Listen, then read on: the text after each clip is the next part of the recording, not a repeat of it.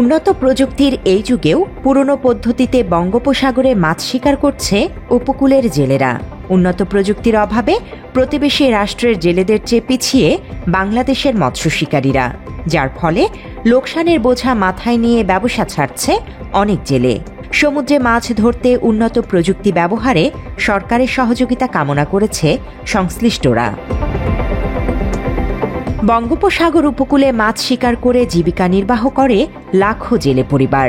আধুনিক প্রযুক্তির কারণে পরিবর্তন এসেছে মাছ শিকারে। উন্নত প্রযুক্তির ব্যবহার বিশ্বজুড়ে মৎস্য শিল্পে এনেছে আমূল পরিবর্তন। বিশ্বের অনেক দেশই আধুনিক যন্ত্রপাতি ব্যবহার করে মাছ ধরার উপাদান ও নিরাপত্তা নিশ্চিত করেছে।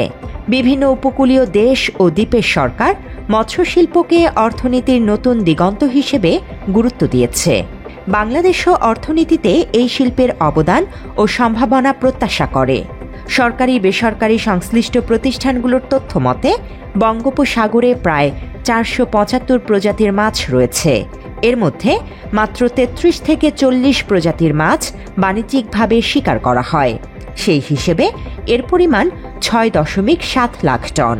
তবে উন্নত প্রযুক্তি প্রয়োগ করে এর পরিমাণ বহুগুণ বাড়ানো সম্ভব। মাত্র 30% টাকায় জমির মালিক হয়ে নতুন বাংলাদেশের গড়ে তোলার স্বপ্ন দেখা বাংলা বসতি।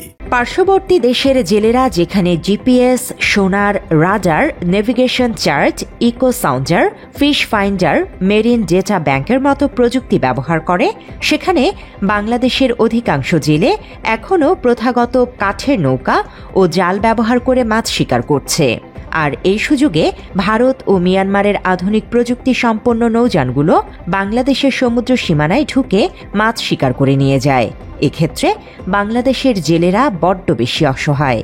আর বিশেষ করে আমরা গভীর সমুদ্রে যেখানে 60 মিটার 70 মিটারে আমরা অ্যাঙ্কার করি, ওই অ্যাঙ্কার উঠাইতেও আমরা ওই অ্যাঙ্কার উঠাইতে পারি না। ওই অ্যাঙ্কার উঠাইতে বিশেষ করে আমাদের এই উইঞ্চের দরকার আছে। আর বিশেষ করে দেখা গেছে আমাদের পার্শ্ববর্তী রাষ্ট্র যে ভারত, এই ভারতের প্রত্যেকটা বড় উইঞ্চ সিস্টেমে তারা জাল টানে। তারা দেখা গেছে জাল টানিয়ে ডেলি 4-5টা খাও পায়। আর আমরা 6 ঘন্টা 7 ঘন্টা লাগে আমাদের ওই উইঞ্চ না থাকলে জাল টানতে। দেখা গেছে এই বিষয়ে আমাদের ওই উইঞ্চের বিশেষভাবে প্রয়োজন, নাইলে আমরা ডেলি সারা রাত্র একটা খাওয়া পাইতে হয়। আমরা সাগরে যাইয়া মাছ ধরার জন্য কোনো আমাকে পদ্ধতি নাই। আমাকে কোনো পদ্ধতি নেই। আগো সোলার আছে, আগো এই মাছ কোন জায়গায় আছে আর সব কিছু এরা দেখতে পারে। আগো এই জিনিসটা আগোটে আছে পার্শ্ববর্তী এলাকার ওই ট্রলারগুলোয়।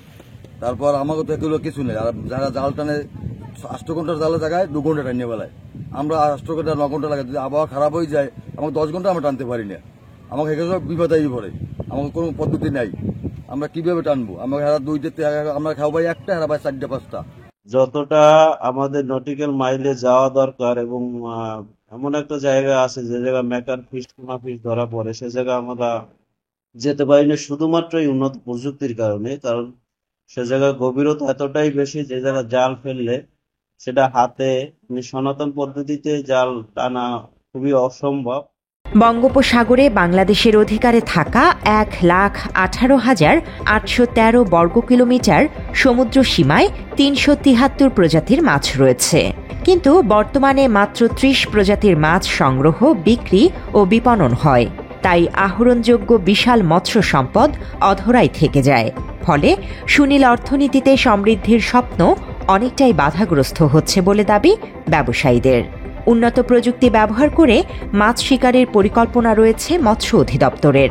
তবে অপরিকল্পিতভাবে মাত্রাতিরিক্ত মাছ ধরলে সামুদ্রিক জীববৈচিত্র্য হুমকির মুখে পড়তে পারে। তাই প্রযুক্তি ব্যবহারে দায়িত্বশীল হওয়ার কথা বলেন সিনিয়র মৎস্য কর্মকর্তা অপু সাহা। আমরা দায়িত্বশীলতার মাধ্যমে আমাদের সমুদ্র থেকে মাছ আহরণ করব, যাতে অত্যাধিক মাছ আহরণের ফলে আমাদের সমুদ্র মাছ শূন্য না হয়ে যায়।